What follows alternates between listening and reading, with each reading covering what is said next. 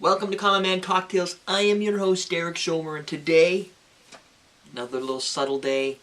This time, instead of doing 3 taste comparisons like yesterday, one taste comparison. I had tons of stuff. I had some more Four Roses I could do. I had a tequila, which is the mothership, I think, of the La Pinta.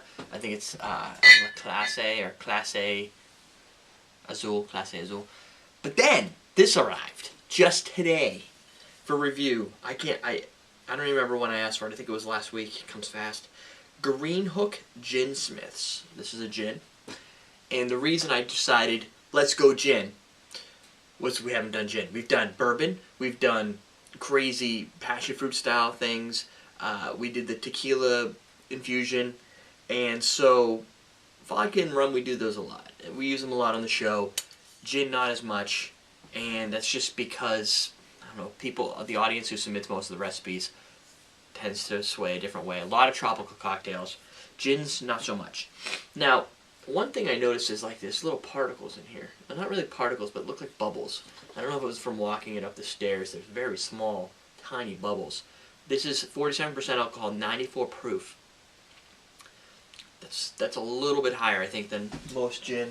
Let's just pull. Here's one I could reach. 44%. That's not that much higher. 40%, which I thought would be more than norm. So 40% more normal. This is getting closer to the 50% range, 47. So I'm expecting a little extra fire. Not always. This gin, as labeled here, says tradition and innovation created under a mercury vacuum, which results in a pristine spirit with clear and pronounced aromas. Over here, by the way, MSRP $31.99, launched in February. Let's see, it says availability sold in all major New York liquor stores, available national online. So basically, you're going to be buying this online. I would think Drink Up New York probably have it. So 750 milliliter, $31.99. They mentioned that they bring down the atmospheric pressure in the still to produce their product with less heat. That's kind of new. There's another company called Oxley who is talking about, I got stuff in my glasses, who's talking about doing who does below zero distillation, because if you vacuum, you can boil under heat. I don't know all the specifics, but you don't have to heat things up to boil. And that's how they're doing it. So they also have the heads and tails that don't get cropped off like they do in a normal distillation process because of the way it's done. Very much more expensive. It's like at the $60 range. This is at the $30 range. 2 keynotes. I think they talk about it on the bottle, so we're going to look for them. Is chamomile and elderflower and juniper.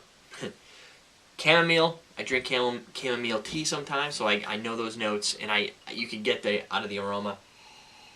It has a little bit of that, like the subtle chamomile tea, where it's like the white flower, I think, and juniper. Not getting a lot of elderflower out of the nose. Definitely get the juniper, but not juniper like a Tanqueray. Not juniper. It's like if Tanqueray was a 10 and New Amsterdam gin is like a 2. I don't really know what a 0 would be. I guess it would be water. This, I would say, is probably closer to, I want to say 6. More Nuez G-Vine or Martin Miller style. Just validating.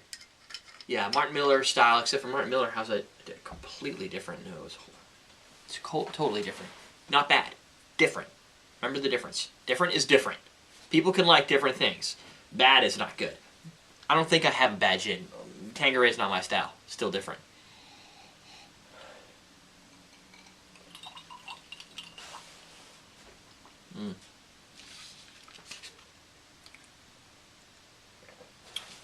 GreenhookGin.com. First sip of the day. I'm not going to count that one. Just give me a minute. And you may notice this too. If you have had no alcohol that day and you take a taste, could be something you really love, could be something completely foreign and strange, until your palate kind of adapts to the fact that you put something potent right there, you usually get that like eye-watering thing. So I like to take a couple sips.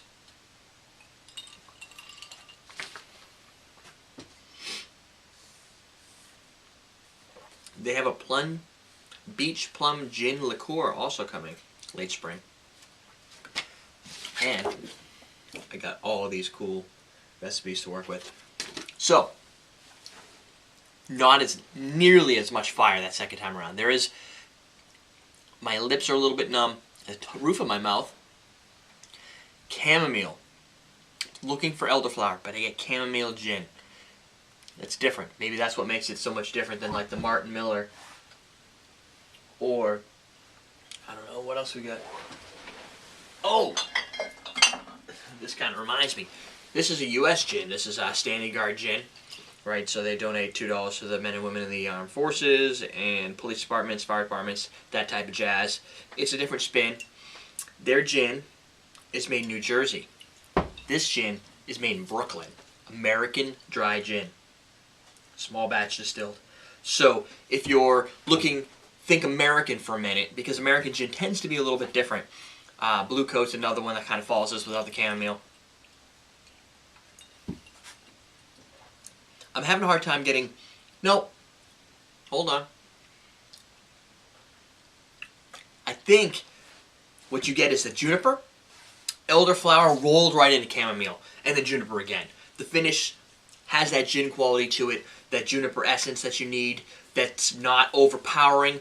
The fact that I could get any other flavors besides the intensity of the juniper says that it's a very well balanced to my palate.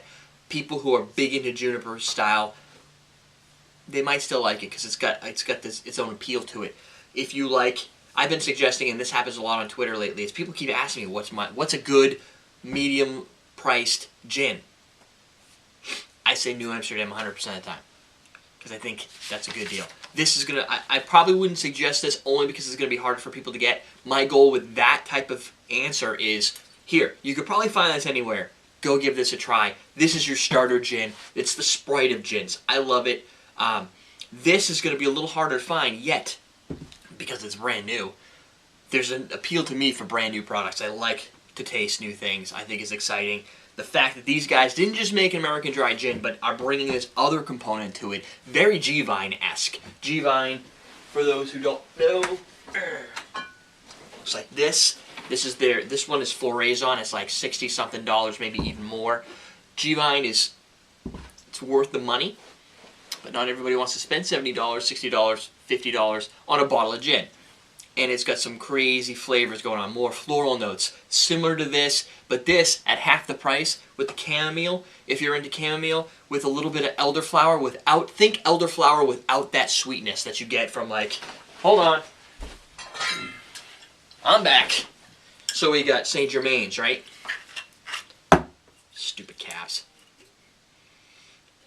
So much sweeter. This is almost like a syrup in sweetness, where some of those notes come out in here. See if they have any other tasting notes that I just don't get. Total chamomile though, that's really nice. And I think I would struggle, because although I drink chamomile, I don't drink it. It's not like I'm not a diehard chamomile drinker. Typically Earl Grey or something. If I did not know those are the fragrances that they were going for, yeah, see, they really call out the chamomile in here. Oh, coriander. I didn't get any coriander, but again, I don't sit down and stick coriander in my nose every day, so I might not be the right guy for that type of taste. Followed by unique sweet notes of chamomile, elderflower, which linger on the palate, leading to a lovely finish highlighted by citrus, orange blossom, ginger. Not getting the ginger I'm not really getting the coriander, but I'm stupid. Citrus I could see, but I tend to assume citrus whenever I see American Dry. It tends to have a little more zest to it. But I think it's just something you can sit down, watch TV, I don't know, some Big Bang Theory with a little glass of gin, kind of appreciate the show, appreciate the gin, and get a lot out of it for $31 plus shipping apparently, because New York only right now. Good product. Clear. I like the bottle design. It looks very old school. It looks like something you see in your grandmother's basement. No? There you go. Greenhook Ginsmiths. Check them out. maybe if you see them in a store or something like that, you'll at least have known where you first heard of it right here. Teaching you how to drink.